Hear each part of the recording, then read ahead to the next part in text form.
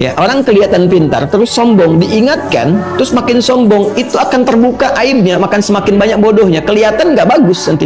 Orang akan menilainya juga dengan sesuatu yang negatif dan menjauh. Itu sudah fitrah. Dan itu diwariskan. Jadi yang pertama kepalang tanggung tadi kan. Nah, yang kedua sifat sombong itu. Yang ketiga karena sombong nggak bisa baca rahmat, nantang azab akhirnya. Ya udah sekalian ya Allah nggak apa-apa.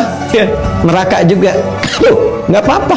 Beri waktu aja dulu supaya aku cari teman, supaya aku buktikan. Nah ini untuk membuktikan kesombongan. Ya ini ya akumulasi maksiat, sehingga terakumulasi, nggak ada kepekaan lagi akhirnya. Ya kepekaan untuk menghadirkan kekhawatiran, ketakutan, mendapatkan ancaman itu gugur. Kenapa? Karena ada akumulasi kesombongan di dalamnya, kesombongan yang akut gitu. Sehingga magnitude pembakaran neraka itu ya dengan segala sifatnya. Kan di neraka itu sifat azab berkumpul semua.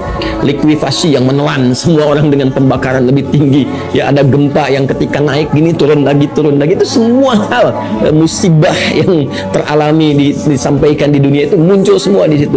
Ya, jadi ini digambarkan itu nggak ada kepekaan lagi. Anzirni ya ila yaumi yub'atsun. Ya Allah, ya udah. Kalau emang neraka ya neraka.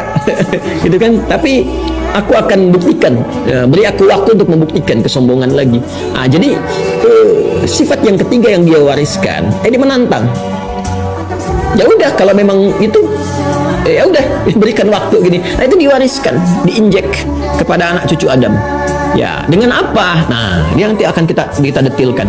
Ya, nanti diberikan sifat-sifat dengan perbuatan tertentu yang kalau kita nggak waspada, perbuatan itu ternyata itu trap, perangkat-perangkat yang setan siapkan untuk mewariskan sifat ketiga yang melekat kepadanya. Ya, nanti keluarlah tantangan-tantangan untuk menantang azab, mengonfirmasi azab. Ini diantaranya. Sa'ala sa'ilum bi'adzabi waqi. Ada orang yang bertanya untuk mengonfirmasi, kapan sih azab itu datang? Ya, neraka itu gimana sih? Ya, tapi sifatnya ngolok-ngolok. Ya, jadi udah menyiapkan dirinya.